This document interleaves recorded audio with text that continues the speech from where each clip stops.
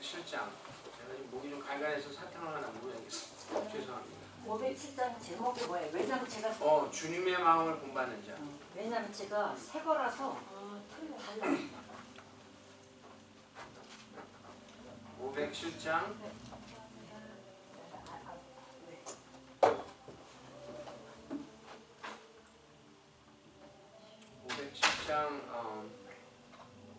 사셨어요? 주님의 마음을 본받는 자. 네.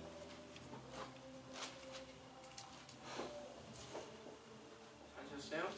네. 네. 4절만 하겠습니다. 4절. 주 예수 세상에 다시 오실 그날의 모성도 변화하여 주님의 빛나는 그 형상을 다 함께 보며 주 찬양하리. 주님의 마음 본받아 살면서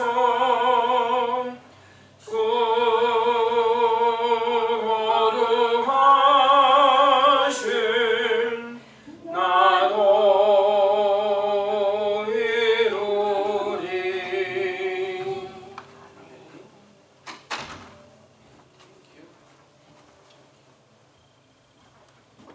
시편 1편.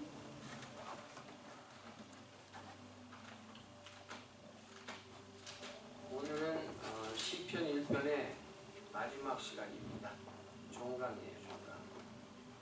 그럼 어떻게든지 부터까지 가보겠습니다. 5절과 6절을 읽겠습니다. 5절과 6절. 다 같이 시작. 그러므로 악인이 심판을 견디지 못하며 죄인이 의인의 회중에 들지 못하리로다. 대저 의인의 길은 여호와께서 인정하시나 악인의 길은 망하리로다. 아멘. 여기 보면은 의인의 회중, 의인의 회중이라는 말이 나오죠. 제가 지난 시간에 공부할 때 무엇에 대해서 얘기했냐면은 어떻게 하면은 의인의 회중에 들어갈 수 있는가 그거 얘기했고, 그 다음에는 의인의 회중에 들어가면은 거기서부터 받는 우리의 그 혜택이 무엇인가 그거에 대해서 얘기했는데,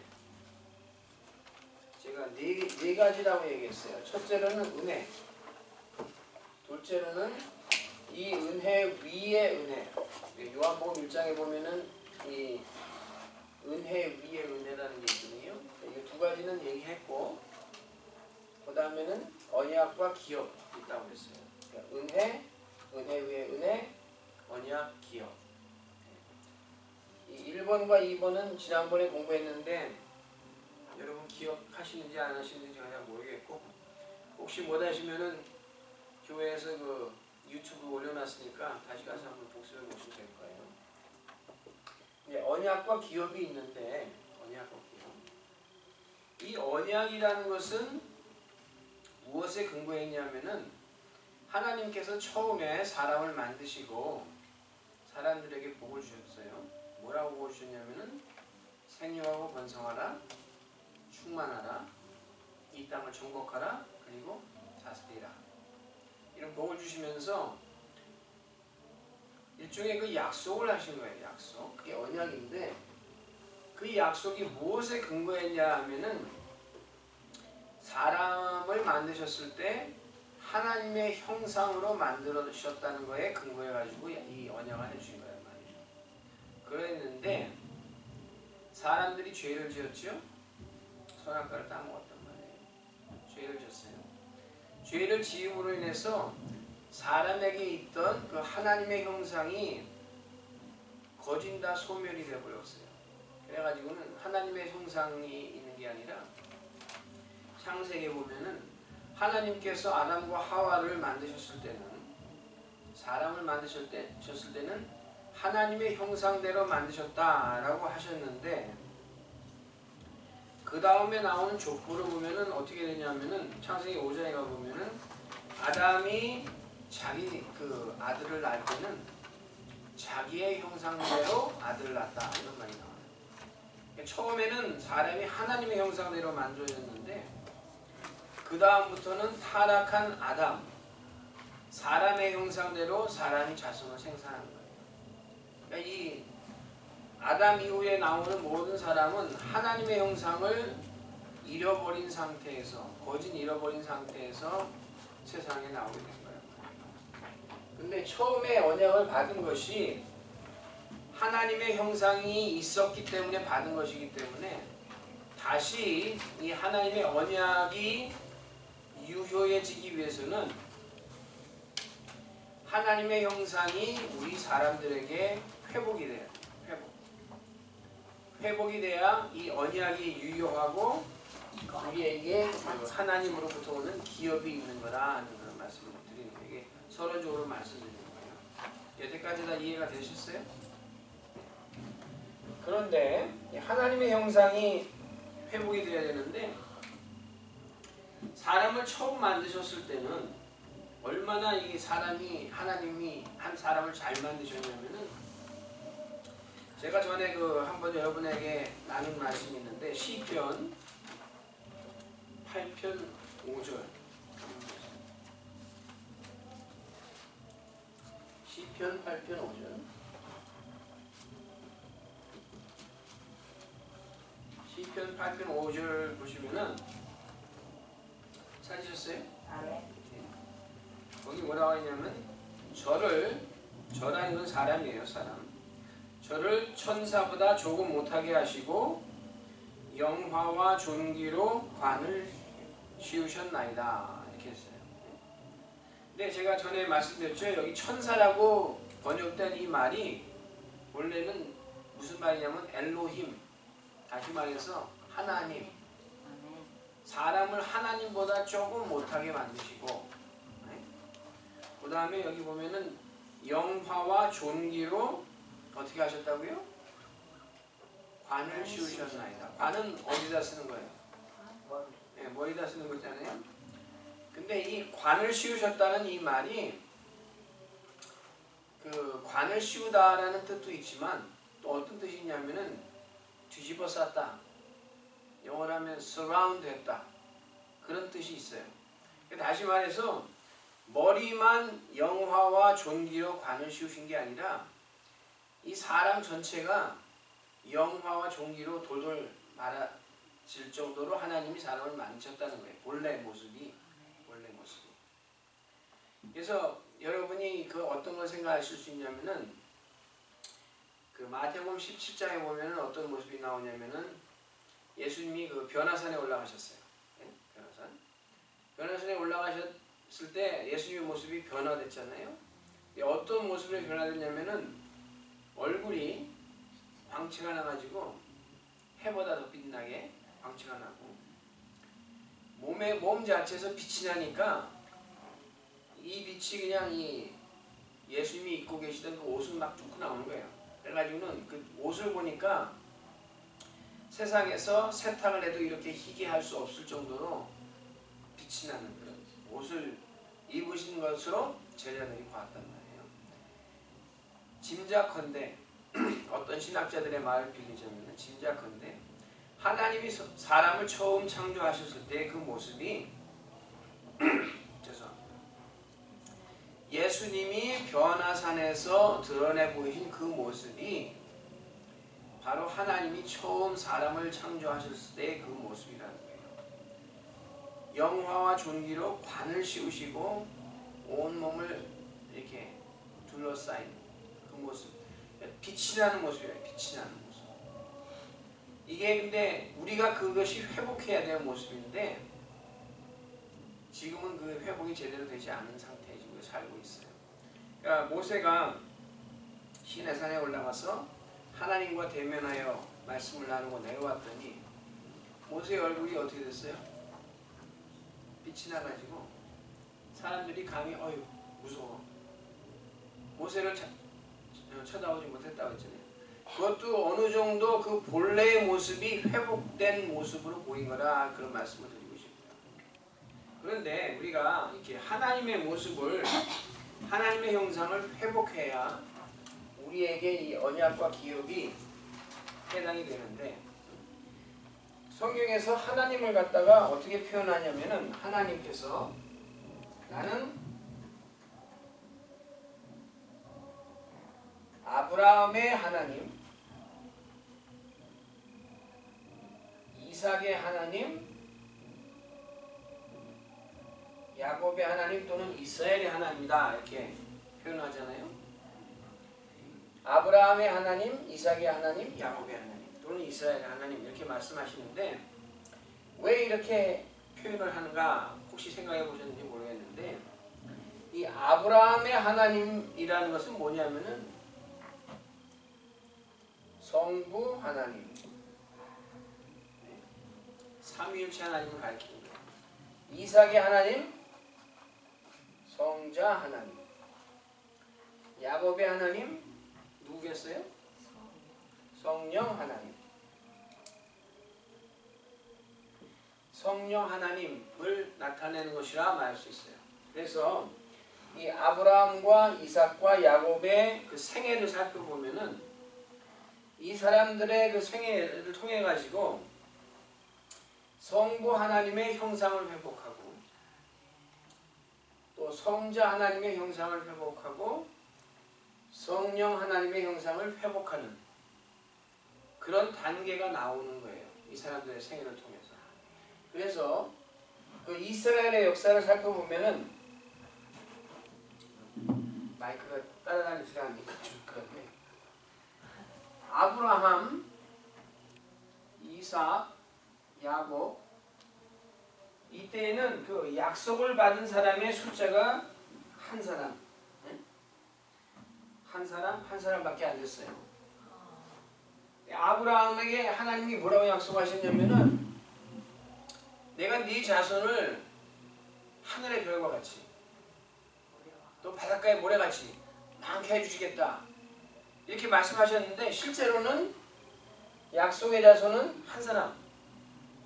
물론 아브라함에게 다른 아들도 있었어요. 뭐 이스마엘이라든가 그드로가 낳은 아들이라든가 이런 아들들도 있었지만 그 아들들은 약속의 자손이 아니거든요. 이 약속의 자손은 한 사람이에요. 이삭. 또 이삭에게 아들이 둘이 있었죠. 야곱이 있었고 에서가 있었는데 에서는 하나님이 미워하신 사람이란 말이에요. 그 사람은 약속의 자손이 아니에요. 약속의 자손은 야곱 한 사람밖에 없었어요. 그러니까 이렇게 하나님이 정말 어떻게 보면은 뻥치듯이 큰 약속을 하시고는 겨우 한 사람밖에 안 주셨는데 야곱의 시대가 지난 후에 야곱에게서 몇 아들이 나왔죠? 12. 12이 나왔고 이 사람들이 애굽에 내려갈 때 몇 명? 70명. 그 다음에 애굽에서 나올 때 몇 명? 60만. 장정만 60만. 그렇죠? 이렇게 많은 사람이 나왔단 말이에요. 이 하나님이 아브라함에게 하신 약속은 이후에 이렇게 기하학적으로 그냥 팍 늘어났단 말이에요. 이게 죄송합니다. 잘 보시면 왜 하나님이 이렇게 기다리셨냐 하면은 이 세 사람의 생애를 통해서 성부 하나님, 성자 하나님, 성령 하나님의 그 형상이 회복되는 역사가 먼저 있어야 됐기 때문에 이렇게 기다리셨다는 거예요. 그러니까 그걸 좀 살펴보겠어요. 오늘. 첫째로 성부 하나님의 그 형상이 어떻게 회복되느냐. 그럼 성부 하나님은 어떤 분이신가 그걸 잠깐 생각해야 되는데 성부 하나님의 그 속성이 여러 가지로 우리가 얘기할 수 있지만 가장 그 중요한 것은 뭐냐면은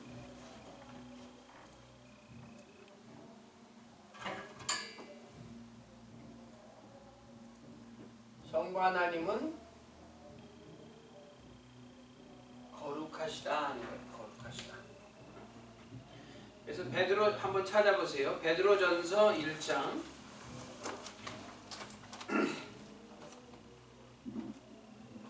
15절 16절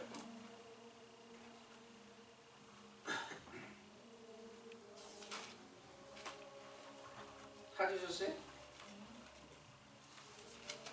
그러면 제가 읽겠습니다. 베드로전서 1장 15절 16절. 오직 너희를 부르신 자처럼 너희도 모든 행실에 거룩한 자가 되라.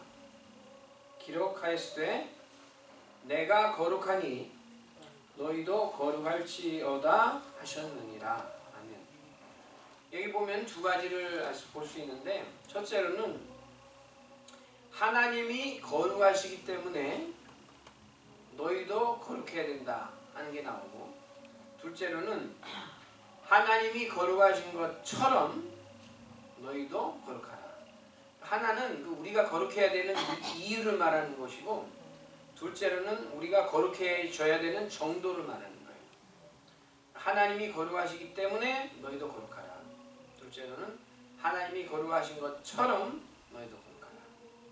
그래서 아브라함의 생애를 통해서 이 거룩한 것을 닮아가는 모습이 제가 나왔다고 말씀을 드렸는데, 아브라함의 그 생애에 대해서는 창세기 11장 후반부터 해서 쭉 나와서 창세기 한 25장까지 가요. 그리고 또 여호수아서 24장에 여호수아가 자기가 죽기 전에 고별 설교를 하면서 아브라함에 대해서 잠깐 얘기한 게 나오고, 그 다음에 사도행전에 가보면은 스데반이 그 이스라엘의 역사를 쭉 얘기하면서 어디부터 시작하냐면 아브라함부터 시작해요. 그래서 아브라함에 대해서 얘기하는 게 나오는데, 이 세 군데를 종합해서 보면은 하나님께서 아브라함에게 명령하신 것의 주 골자가 뭐냐면은 떠나라 하는 거예요. 떠나라. 너는 본토 친척 아비 집을 떠나라. 그리고 내가 네게 명하는 곳으로 가라. 본토 친척 아비 집을 떠나라. 그 본토라는 것은 뭐냐면은 그 아브라함이 본래 살던 데가 어디냐면 갈대아 우르라는 지방이었어요. 이 중동의 그 지도를 보면은 터키가 있고,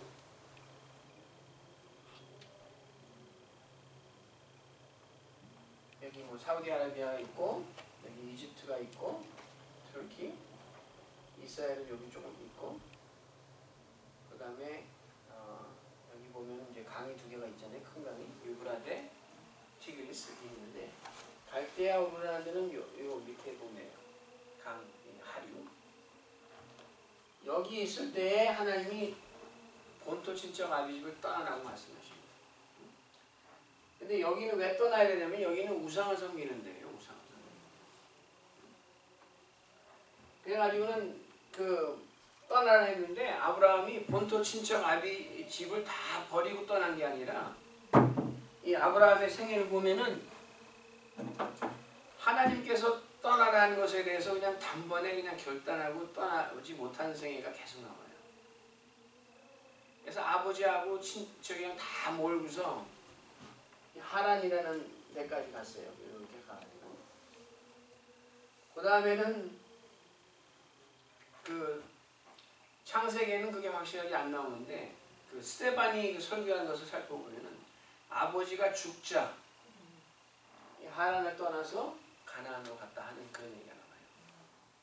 그러니까 이 아브라함이 스스로 자기 아비 집을 버리지 못하니까 하나님이 그냥 데려가셔버린 거예요.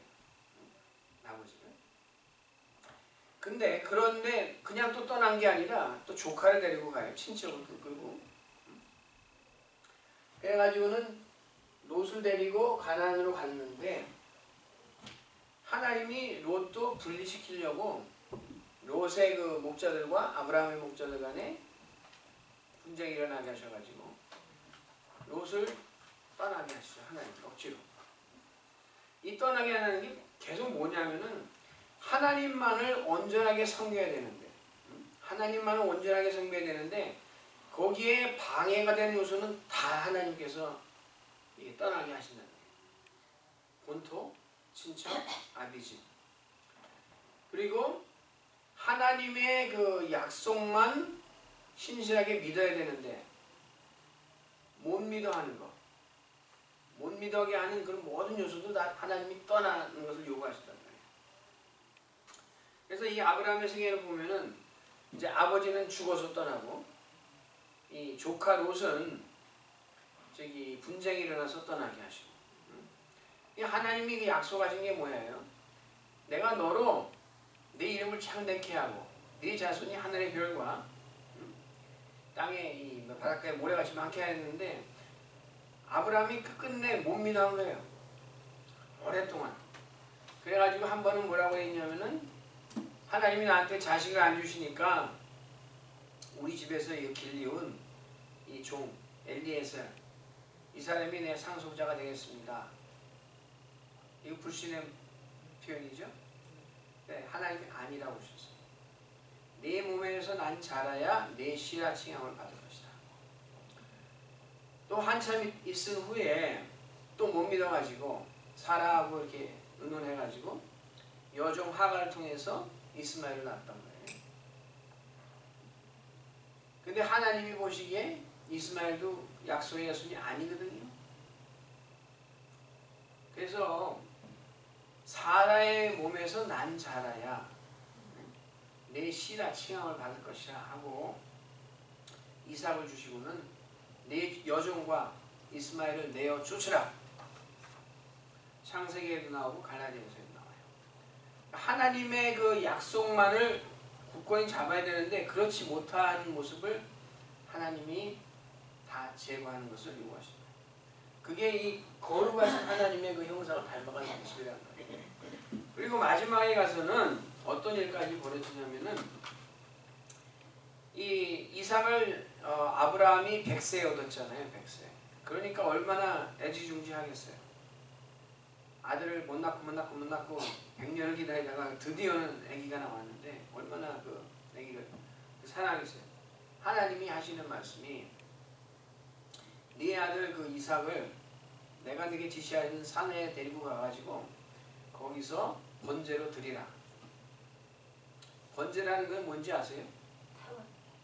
태우는 건데 완전히 그냥 태워가지고 죄만 남게. 그게 뭐 그냥 몇 부분만 태우는 게 아니에요. 완전히 소멸시켜버리는 그런 태우는 그런 제사를 드리라고 하는 거예요.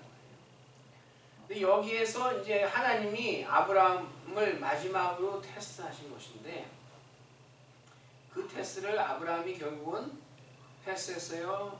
페일했어요? 패스했죠. 왜 패스했냐면은 하나님의 약속에 이 사라가 낳은 이 자식 이삭을 통해서 얻는 자손이 바로 그 약속의 자손이라는 것을 말씀을 이미 하셨거든요. 그래서 아브라함의 생각에 뭐라고 생각했냐면은 내가 내 아들을 이 그 번제로 드린다 하더라도 하나님께서 이 아이를 다시 살리셔서라도 하나님께서 그 약속을 지키실 것이다 하고 믿은 거예요. 그 믿었다는 증거가 있는데 그 두 군데를 살펴보겠습니다. 창세기 22장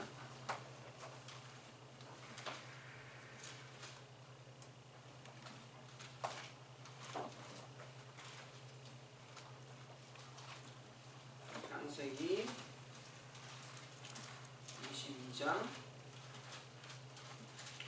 5절을 보세요.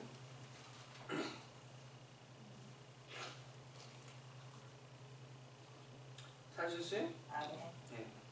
여기 보면은 그 영어로 읽으면 더 확실한데 그 한국말로 할 수 없이 읽겠습니다. 이에 아브라함이 사환에게 이르되 너희는 나귀와 함께 여기서 기다리라. 내가 아이와 함께 저기 가서 경배하고 너희에게로 돌아오리라 하고 이렇게 했는데 한국말로 그렇게 했죠.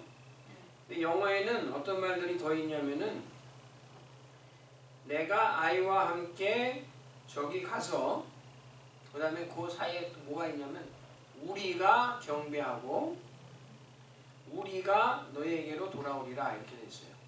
영어 성경 보면은 영어 성경 혹시 있으세요? 네. 여기 보면 이렇게 NIV에는 이렇게 돼 있어요. Stay here with the donkey while I and the boy go over there. 그 다음에 we will worship and then we will come back to you. we라는 건 뭐예요? 복수죠? 아이와 같이 가서 아이와 같이 하나님께 경배하고 아이와 같이 돌아오겠다. 아이를 번제로 드렸는데도 아이와 같이 돌아오겠다고 이 아브라함이 미리 얘기했단 말이에요. 이 믿음의 증거고, 그래서 히브리서 11장에 보면은 한번 찾아보세요. 히브리서 11장 19절.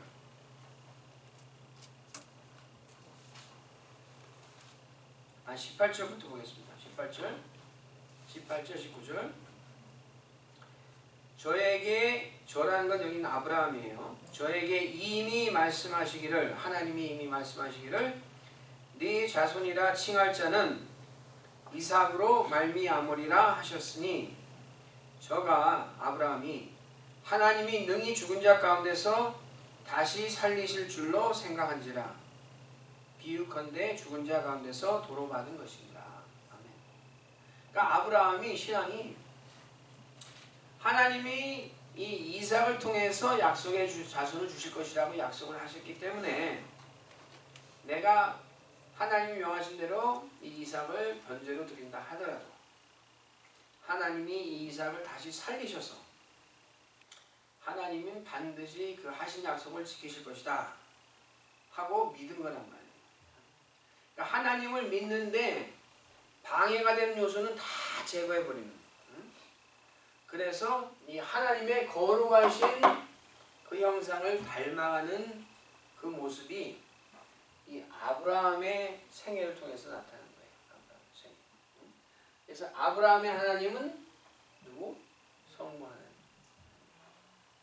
그래서 이 아브라함은 이게 성부 하나님의 이 거룩하신 모습을 다시 닮아가는 그것을 자기의 생애를 통해서 드러낸 거다 하는 것을 이제 첫 번째로 말씀드리고, 그 다음에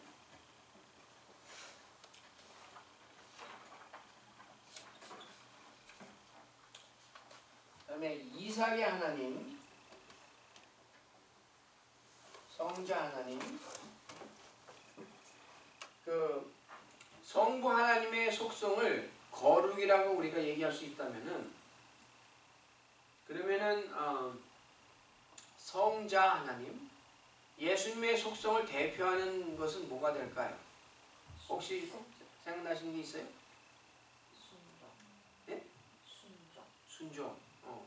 근데 예수님은 그것을 어떻게 표현하셨냐면은 그 마태복음 11장 29절 보세요.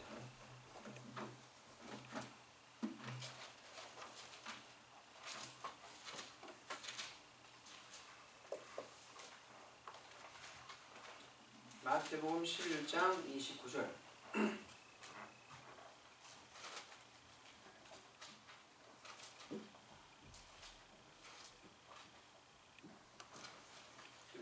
보면은 예수님이 뭐라고 말씀하시냐면은 나는 마음이 온유하고 겸손하니 그랬어요. 나는 마음이 온유하고 겸손하니. 여기 보면은 I am gentle and humble. 그래서 이것을 그 유명한 설교가 중에 한 분이신 스펄전 목사님이라는 분이 있었는데, 그분이 이 구절을 가지고 설교하시면서 뭐라고 했냐면, 이게 뭐 I am이라는 말 있잖아요. I am. 이 I am이라는 것은 하나님의 고유명사거든요. 모세가 내가 이스라엘 사람들에게 가가지고 도대체 하나님의 이름이 뭔데 어떤 분이 너를 보내가지고 우리한테 이렇게 오게 하시냐 그러면은 뭐라고 할까요? 그랬더니 하나님이 내 이름은 뭐냐 하면은 I am that I am. 그렇게 말씀하셨거든요. 하나님의 이름이 I am이에요. I am. 근데 이 I am 이렇게 예수님이 말씀해 놓고는 equal 해놓고는 gentle 해놓은 이렇게 말씀해요. 나는 온유하고 겸손해요. 그러니까 예수님이 자신을 갖다 표현하기를 나는 온유하고 겸손하다 이렇게 얘기했거든요. 근데 이 이삭은 그 생애를 살펴보면은 바로 이 온유하고 겸손한 그것이 드러나는 그런 생이에요. 이제 아브라함은 조금 전에 우리가 말씀을 나눴죠. 이 모리아산에 가가지고 이삭을 바치려고 함으로써 이 거룩하신 그 성부 하나님의 그 형상을 닮아가는 것에 결국은 합주겠다 이렇게 말씀하셨는데, 이삭은 바로 같은 장소에서 자기가 제물이 되는 것에 대해서 온유하고 겸손한 모습을 드러냄으로써 이 성자 하나님의 그 형상을 닮아가는 것을 드러낸 거예요. 그래서 잠깐 제가 한 가지 말씀드릴 게 있는데, 뭐냐면 이 많은 사람들이 그 상상을 해요.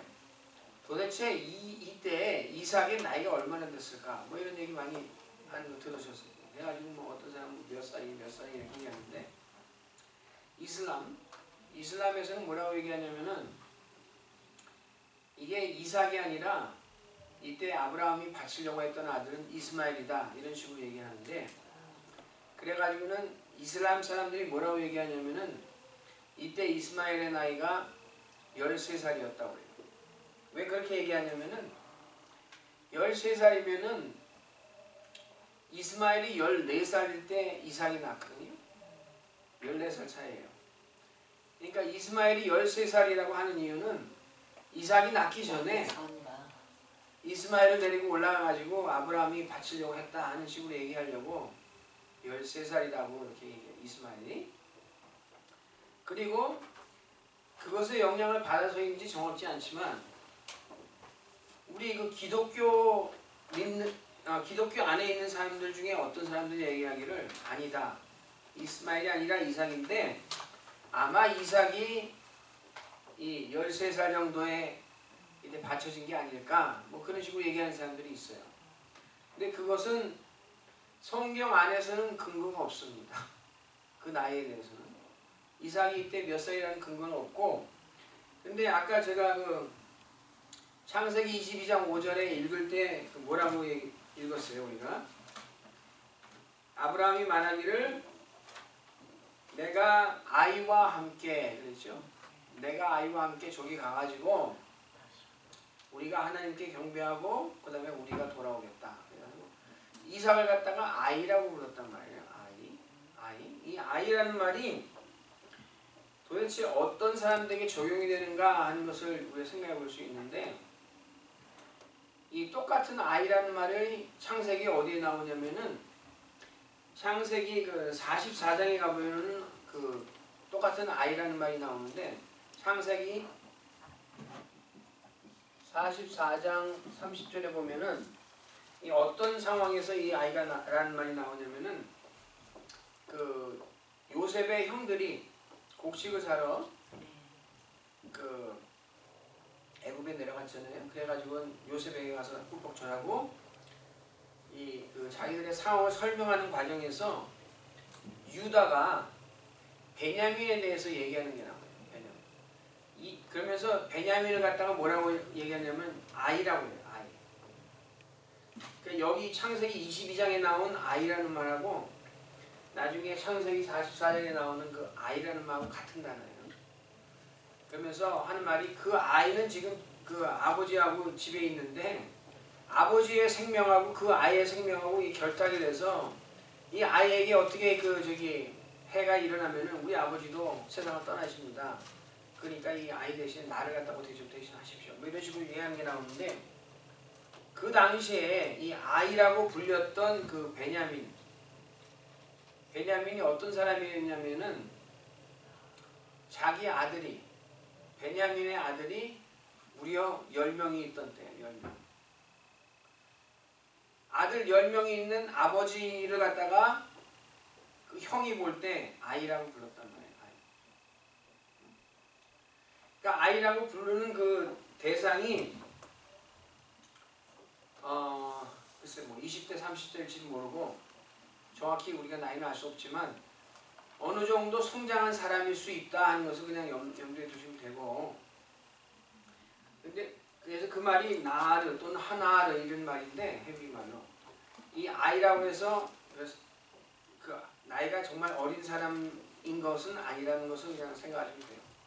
그리고 청소년인지 나이가 훨씬 많은 사람인지 정확히는 우리가 성경을 통해서 알 수 없다 하는 거 그냥 그렇게 생각하면 되고, 근데 제가 그 얘기를 하는 이유는 뭐냐면은 이 이삭이 이 아브라함이 자기를 데리고 이 산 위에 올라가가지고 번제로 이 아들을 바치려고 할 때,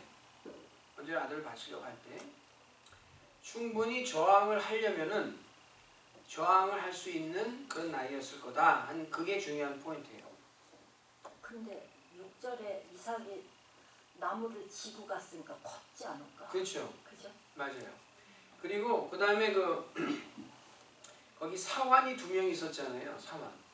근데 우리나라 말로는 사환이라고 그 번역이 되어 있는데 영어로 보시면은 뭐라고 나오면 영맨 이렇게 나왔어요. 영맨. 근데 그 본래 그 히브리 말로는 이 아이라는 말하고 또 똑같은 말이에요.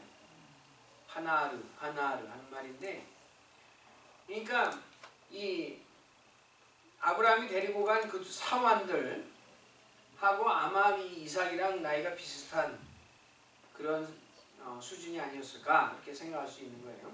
정확히는 우리가 알 수 없어요. 하여간 건장한 그런 청년이었을 가능성이 많은데 충분히 저항할 수 있는 그런 나이인데 저항했다는 그런 기록이 전혀 없어요. 이것을 보면은 우리가 어떤 것을 우리가 생각할 수 있냐면은 예수님의 모습을 생각하는데, 예수님. 이 이삭은 성자 하나님의 온유하시고 겸손하신 그 형상을 닮아가는 생애라고 그랬잖아요. 예수님의 생애를 생각할 수 있는데 예수님에 대해서 이사야서 53장에 보면은 뭐라고 적혀 있냐면은 저가 도수장으로 끌려가는 어린 양과 털 깎는 자 앞에 잠잠한 양같이 그 십자가를 지셨다 하는 그 기억이 난단 말이에요. 이 양이 어리석어서 그런 건지 그냥 순해서 그런 건지 자기를 죽이려고 도수장으로 끌고 가는데 그냥 순순히 따라간단 말이에요.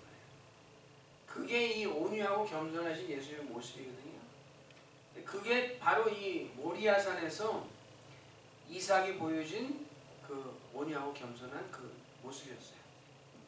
그 예수님이 뭐라고 말씀하셨냐면은 요한복음 10장 18절을 한번 보세요.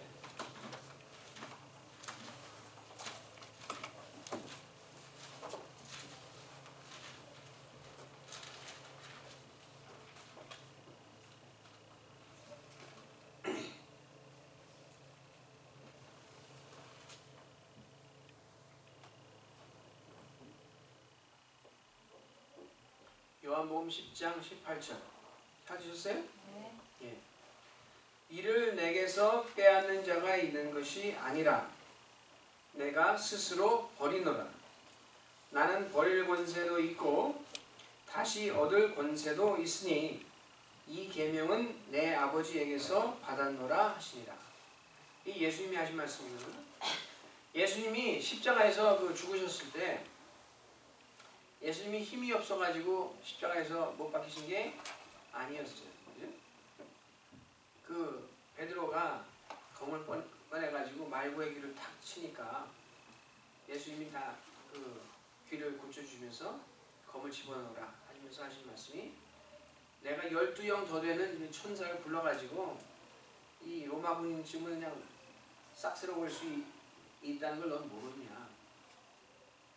내가 죽기를 원치 않는다면 죽을 필요가 없는데 그게 아니라 내가 내 이 생명을 내버릴 권세도 있기 때문에 스스로 버린다 하시는 거예요. 이게 그 예수님의 온유하고 겸손하시다는 게 이렇게 스스로 생명을 내어 던지시면서까지 아버지의 뜻을 이루신 것이 바로 그 온유하고 겸손한 거예요. 그 겟세마네에서 예수님이 기도하실 때 뭐라고 그랬어요? 아버지요, 할만하시거든 이 잔을 내게서 옮기시옵소서. 그러나 내 뜻대로 마옵시고 아버지의 뜻대로 하옵소서. 내가 이거 아버지의 뜻이라면은 내 생명을 던지는 데까지도 나는 순종하겠습니다. 그 모습이 그 예수님의 그 온유와 겸손이거든요. 똑같은 그 상황에서 이삭이 이 100살도 넘은 이 아버지를 충분히 저항할 수 있었지만 이 건장한 청년이 아무런 그 대항을 했다는 기록이 없고 그냥 순순히 그 제물이 되기 위해서 가만히 그 순종했다는 게 그게 바로 이 이삭이 그 성자 하나님의 그 형상을 회복하는 그 생애를 보여준 거다 하는 것을 지금 말씀드립니다. 다 이해가 가셨어요? 네. 그러면은 이제 마지막으로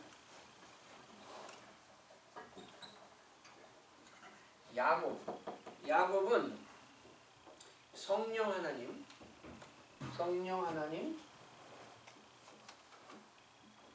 그 형상을 회복하는 인생을 살았다 하는데 우리가 성부 하나님은 거룩하신 분, 성자 하나님은 온유하고 겸손하신 분, 그 대표적인 속성이.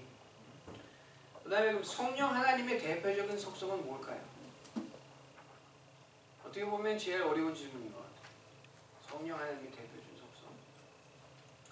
이 대표적인 속성을 찾아보는데 야고보서 4장 5절을 찾아보세요.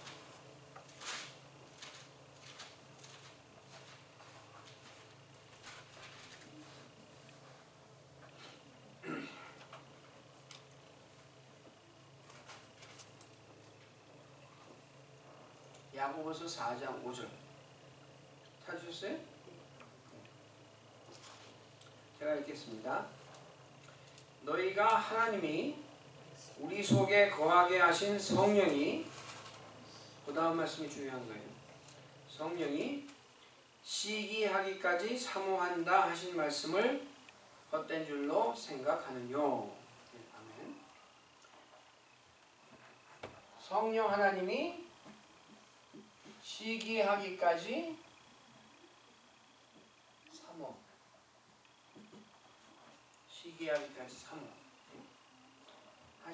한다 하신 말씀을 헛된 줄로 생각하며 이런 말씀하고요. 이 시기라는 말이 나오는데 시기라는 말에 비슷한 말이 뭐예요? 질투. 시기와 질투.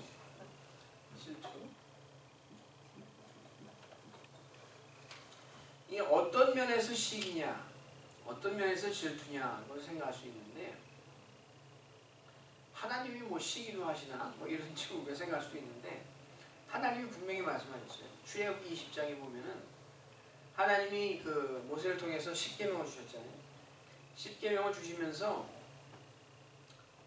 너희는 내 앞에 다른 신을 있게 하지 말라. 그리고 이 계명 뭐예요? 하늘에 있는 것이나 땅에 있는 것이나 물에 있는 것이나 아무 것의 형상으로도 우상을 만들지 말라. 우상을 만들지 말라. 그러면서 하시는 말씀이 나는 어떤 하나님? 나는 질투하는 하나님이기 때문에 너희가 이렇게 우상 만들어가지고 이렇게 험한 것을 쫓아가면은 절대로 내가 가만히 두고 보지 않겠다 말씀하십니다. 하나님 스스로 말씀하시죠. 난 질투하는 하나님이다. 난 시기하는 하나님이다.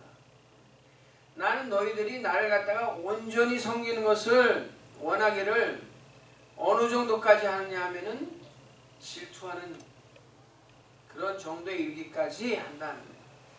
질투하는 하나님이다.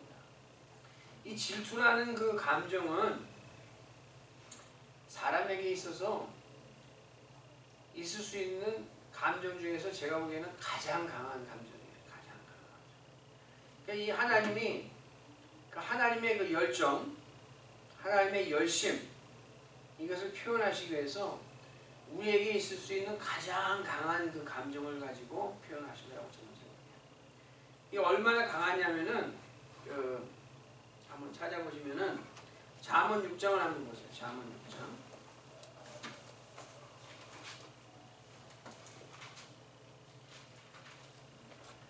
잠언 6장 32절부터 보면은 이 그 질투나 시기나 투기 이 감정이 얼마나 강하다 하는 것을 볼 수 있는데 거기 어떤 얘기가 나오냐면은 어떤 남자가 있는데 그 남자의 그 부인하고 어떤 다른 남자가 그 간음을 했단 말이에요. 예, 잠언 6장 32절. 32절부터 쭉 보면은 그 남자의 부인하고 다른 남자가 간음을 했어요. 그랬는데 이 남편이 알게 됐단 말이에요. 그래서 34절에 보면은 그 남편이 투기함으로 분노하여 원수를 갚는 날에 용서하지 아니하고 아무 벌금도 돌아보지 아니하며 많은 선물을 줄지라도 듣지 아니하리라. 사람도 사실은 이래요. 사람도 정말 이 시기와 질투 때문에 일어나는 감정이 이렇게 세단 말이에요. 근데 하나님이 나는 질투하는 하나님이다 이렇게 말씀하실 때는 너희가 나를 떠나가지고 다른 신을 쫓는 것에 대해서 나는 결단코 용서하지 않겠다는 것을 지금 말씀하십니다. 너희가 아무리 많은 것으로 나한테 보상해 준다 하더라도 난 결단코 용서해 줄 수 없다 하는 것을 지금 하나님이 말씀하시는 거예요. 우리가 아무리 보상하는데도 하나님이 부족하신 게 하나도 없는 분인데 보상 불가능하거니와 하나님이 절대 용서 못 하시는 게 하나님을 안 섬기고 다른 우상을 쫓아가는 거예요. 이런 거에 대해서 이 성령은 시기하기까지 사모한다. 시기하기까지 사모한다. 그런데 이 야곱의 생애가 이 시기하기까지 사모하는 그것을 나타내는 생애예요. 성령님의 이 모습을 갖다가 회복하는 시기하기까지 사모하는. 히브리서 11장에 보면은 이런 말씀이 있어요. 우리가 하나님에게 나가는 자는 첫째로는 하나님이 계신 것을 믿어야 되고 둘째로는 하나님께 나간 자에게 상 주시는 이심을 믿어야 된다 하는 말씀이거든요. 근데 이 야곱은 이 두 말씀에 대해서 아마 딱 이렇게 딱 잡고 산 사람인 것 같아요. 그래서 한 번은 그 성경에 보면 어떤 일이 있었죠?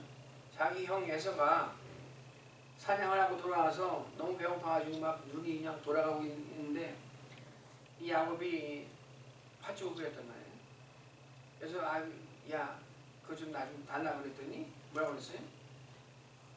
형의 그 장자의 명분을 나에게 주십시오. 그럼 내가 어떻게 했습니까? 그랬더니 에서가 장자의 명분이 뭐라고? 너 가자. 그리고서는 그 팥죽을 받아 먹었단 말이에요. 이 야곱은 이 장자의 명분 그 자체보다 그것에 따르는 하나님의 언약과 축복을 갖다가 삼은 거예요. 하나님이 장자는 어떤 그 위치냐면은 그 아버지에게서 그 기업을 분깃받을 때 기업을 분깃받을 때 장자에게는 더블 포션이 가게 됐어요. 두 분깃이 가게 됐대요. 더블 포션. 엘리사가 엘리야 보고 당신의 영감에 더블 포션을 나에게 주십시오. 내가 당신의 그 영적 사역하는 것에 장자가 되게 해주십시오. 그렇게 말한 거예요. 이 더블 포션을 받는 게 중요하기 때문에 이 야곱이 그 사모하는 마음으로 양자의 문구를 형에게서 뺏었단 말이에요. 그리고 나중에 가서 그 이삭이 축복하게 되는 시간이 왔을 때 그 어머니하고 결탁을 해가지고 야곱이 그 형의 축복을 뺏었죠. 근데 어떻게 보면 이거 뺏었다고 할 수 있는데 어떻게 보면은 당연히 받아야 할 사람이 받은 거예요. 왜냐하면은 이 두 아이들이 태어나기 전에 하나님이 이미 약속하셨거든요. 나는 야곱을 사랑하고 에서는 미워한다. 큰 자는 첫째 아들은 작은 자를 섬겨야 된다. 하나님이 이미 말씀하셨어요. 그러니까 하나님의 그 관점에서 보면은 야곱이 축복을 받는 게 당연한 거예요. 그게 하나님의 뜻이니까. 이 하나님의 뜻이 이루어지게 하기 위해서 야곱은 아버지를 속여서라도 그 복을 갖다가 자기가 뺏어가는 거예요. 그리고 마지막으로 이 그 밧단 아람에 갔다가 자기 그 삼촌 라반의 집에 갔다가 돌아오는 길에 이 에서가 400명을 이끌고 이 야곱을 만나러 온다 하는 소리를 들으니까 너무 답답해가지고 이 자기네들은 이제 겨우 조그만 무리고 애들은 다 조그맣고 뭐 이런데 이 400명이 되는 군사가 와가지고 치면은 자기는 어떻게 돼요? 그래가지고는 이 야복강에서 천사와 씨름을 했죠. 씨름하면서 천사가 그 밤새 씨름하다가 나 이제 가야 되니까 좀 놔달라 하니까 안 됩니다. 그래서 이 환도뼈를 갖다 딱 쳤단 말이에요. 그래서 병신이 돼버렸는데 야곱이. 그런데도 불구하고 끝끝내 붙들고 그 야곱이 한 얘기가 뭐예요? 당신이 나에게 축복하기 전에는 내가 결코 보내줄 수가 없습니다. 그 사모하는 그 열정이 성령께서 시기하기까지 사모하듯이 야곱은 그런 그 하나님의 그 축복을 갈망하는 그런 열정을 갖고 있었어요. 그래서 이 야곱은 이 성령 하나님의 그 형상을 회복하는 그런 생애를 사는 거예요. 그래서 나중에 요한복음 4장에 가면은 예수님께서 수가성 우물가에서 어떤 여인을 만나가지고 내가 주는 물을 마시는 자는 영원히 목마르지 않겠다 하고 그 성령에 대해서 말씀하신 거예요. 근데 그 우물이 어떤 우물이냐면은 야곱의 우물이에요. 야곱의 우물. 야곱이 우리 조상에게 준 그 우물이라 하고 이렇게 하면서 그 야곱의 우물에서 예수님이 성령 하나님에 대해서 예수님이 주실 수 있는 그 생수에 대해서 이 그 우물가의 여인에게 말씀하셨다 하는 것이 뜻이 깊다 하고 얘기할 수 있는 거예요. 그래서 이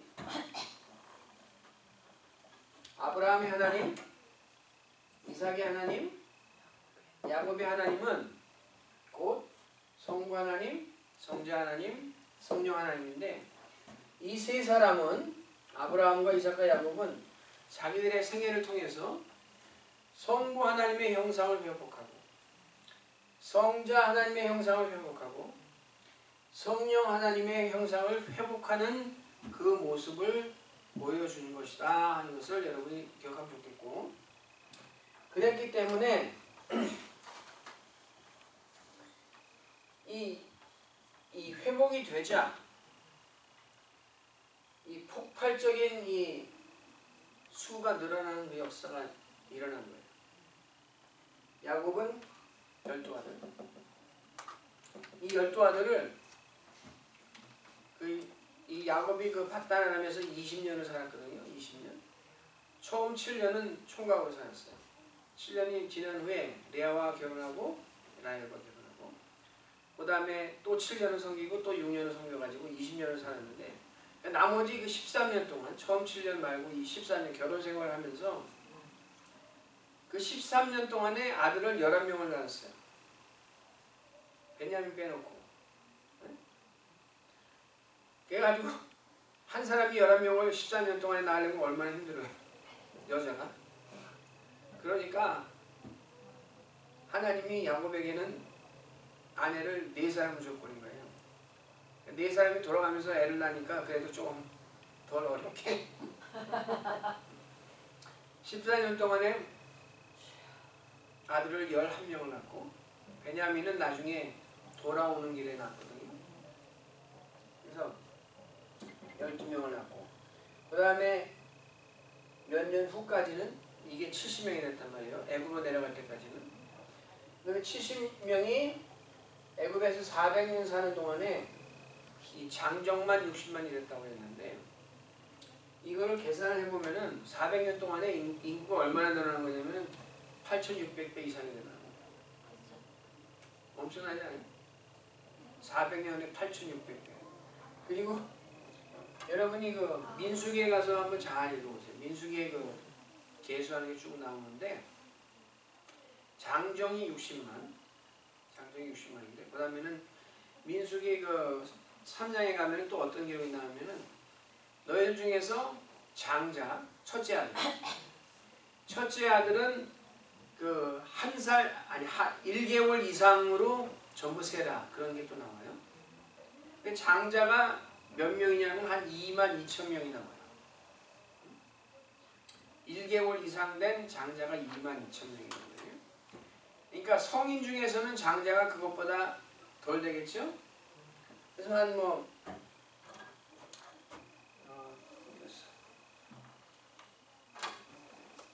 60만이 있는데 장자는 한 2만 명이라고 쳐도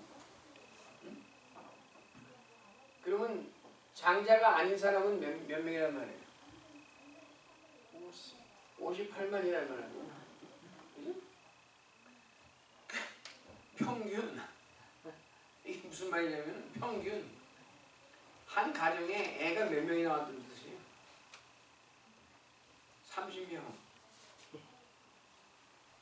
감이 잡히세요? 장자는 한 명이고 나머지는 전부 장자 아닌 애들만 나왔을 테니까 장자의 수가 맥시멈 2만인데 이건 장정만 센 숫자고 이거는 한 달 이상으로 센 거니까 맥시멈 2만인데 장자가 아닌 게 58이니까 이 비례를 해보면은 한 가정에 한 아버지당 평균 한 30명의 애들이 나왔단 말이에요. 이게 엄청난 거야.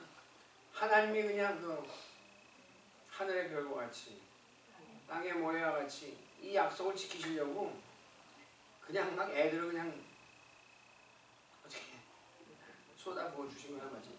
이런 역사가 하나님이 이 약속을 지키실 때는 화끈하게 해주신다 하는 것을 얘기할 수 있는데 오늘 오늘 중요한 거는 지금 우리가 거진 1시간 얘기했는데 이 아브라함과 이삭과 야곱이 성부 하나님, 성자 하나님, 성령 하나님의 그 형상을 회복하는 생애를 살았다 하는 것도 중요하지만 더 중요한 건 뭐겠어요? 우리가 우리 생애에서 성부 하나님, 성자 하나님, 성령 하나님의 그 형상을 회복해 가고 있느냐 아니냐 그게 더 중요하겠죠? 그래서 하나하나 하다가 70명, 60만 이렇게 확대되는 이 축복의 역사가 나에게서도 일어날 수 있을 것이냐 일어날 것이냐 아니냐 그게 중요한 거예요. 그죠? 그렇다면은 여러분이 매일 점검해 봐야 될 게 뭐냐면은 매일 아침에 일어나시면 뭐 하세요? 세수하지? 세수하고 거울 보죠? 거울 보면서 여기 뭐 때 묻었나 이런 그것도 볼 수 있지만 내가 거울을 보는데 내 모습에서 하나님의 형상이 몇 프로나 지금 회복됐는가? 그걸 살펴봐야 되지 않겠어요? 나는 한 0.5% 됐을까? 몇 프로인가? 아니 아브라함처럼 막 한 글쎄 5%? 10%? 이거를 봐야 되는데 그리고 만약에 내가 스스로를 판단해 봤을 때 나에게 회복된 하나님의 형성은 1%도 안 되는구나. 아이고 이거 어떡하나. 만약에 그렇다면 그럼 어떻게 하면 나는 이 하나님의 형상을 나도 정말 회복해가지고 이 야곱이 이 성령 하나님의 그 형상을 닮아가기 위해서 시기하기까지 사모하는 그 사모함이 내게 있어가지고 내게 그 형상이 온전히 회복돼야 되지 않겠는가? 그 방법은 도대체 어디에 있는가? 이게 가장 키 메시지란 말이에요. 그래서 여러분에게 그 성경 한 구절을 나누고 결론을 짓겠습니다. 이게 오늘 가장 중요한 성경 구절이라고 생각할 수 있어요. 고린도후서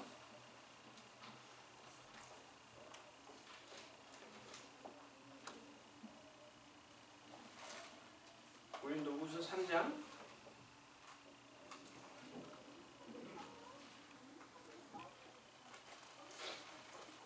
18절.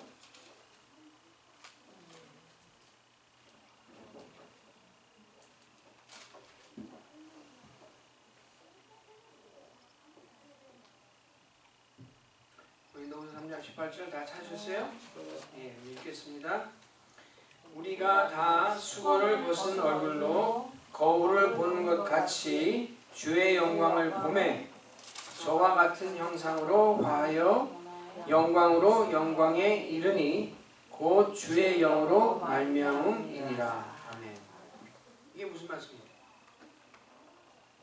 우리가 그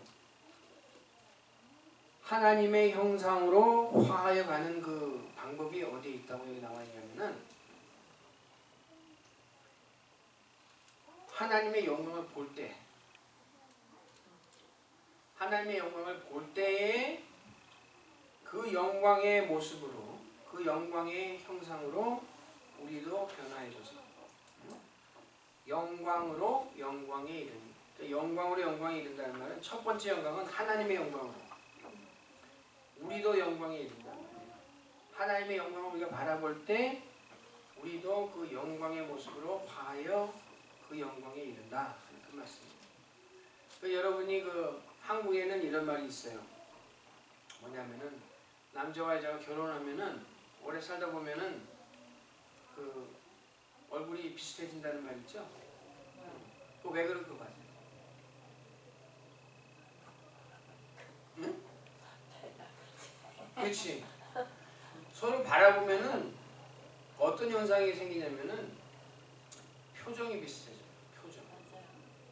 표정이라는 거는 얼굴에 있는 힘줄을 갖다가 움직이는 게 비슷해진다. 그러면은 이 힘줄이 움직이는 데에 따라서 이 뼈가 모습이 조금씩 바뀌거든요. 뼈는 이렇게 자극을 주는 데가 강해지고 세지게 생겼어요.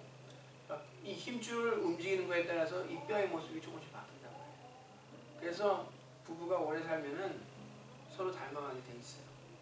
그리고 그러니까 마찬가지로 이거는 그냥 우스갯소리로 잠깐 얘기하면 연속극을 많이 보는 사람들은 이 연속극에서 나오는 그 주연 배우 있잖아요. 그 배우를 그냥 너무 좋아가지고 한참 보다 보면은 그 배우의 그 버릇을 닮아가게 돼 있어요. 그러니까 그거는 바람직한 현상이 아니죠? 아니죠. 우리가 계속 눈으로 봐야 되는 그 모습은 연속극의 배우의 주인공이 아니라 물론 우리 서로의 배우자 또는 우리가 사랑하는 사람의 모습도 자꾸 봐는 게 그것도 좋겠지만 더 좋은 거는 성경에 나와 있는 예수님의 모습을 우리가 항상 봐야 돼요. 예수님을 볼수록 예수님은 하나님의 형상의 본체시거든요. 예수님을 볼수록 우리가 예수님처럼 됩니다. 예수님을 볼수록. 그러니까 예수님은 우리가 어디서 볼 수 있어요? 성경. 예수님 뭐 저기 그 썬다싱처럼 예수님 오늘 기차가 아침에 가기 전에 예수님 나한테 나타나셔서 모습을 드러내세요. 이게 환상을 보려고 그러지 말고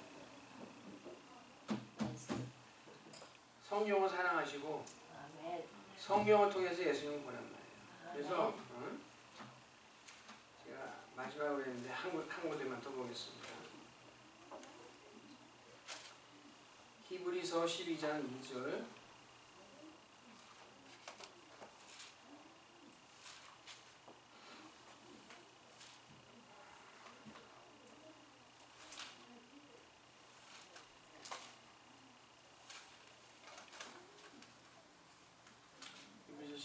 2절 찾으셨어요?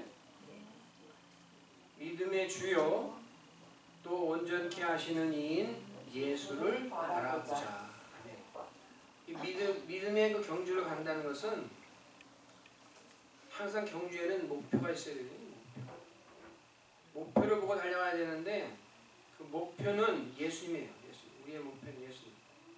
우리가 예수님을 바라보고 경주를 해야지 그 종착역에 딱 도달하지 그 목표점에 도달하지 예수님을 안 보고 딴 데로 이렇게 한눈 팔면서 가다가는 어디로 갈지도 몰라요.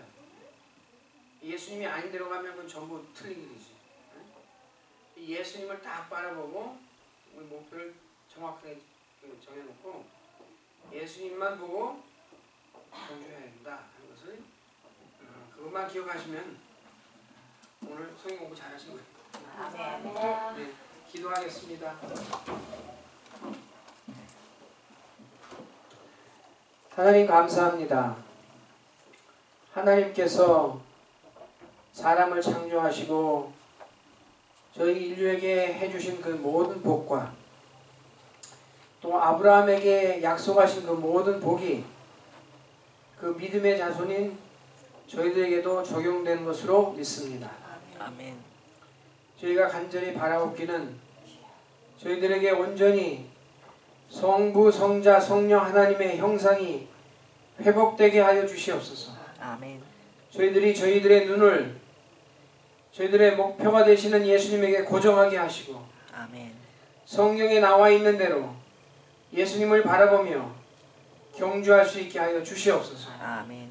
스스로는 이 경주를 할 수 없사오니 성령의 능력으로 주님이 도우시고 저희들이 반드시 이 경주를 성공적으로 마칠 수 있도록 그리하여서 결국에 가서 생명의 면류관, 의의 면류관을 아멘. 주님에게 받을 수 있도록 허락하여 주시옵소서. 아멘.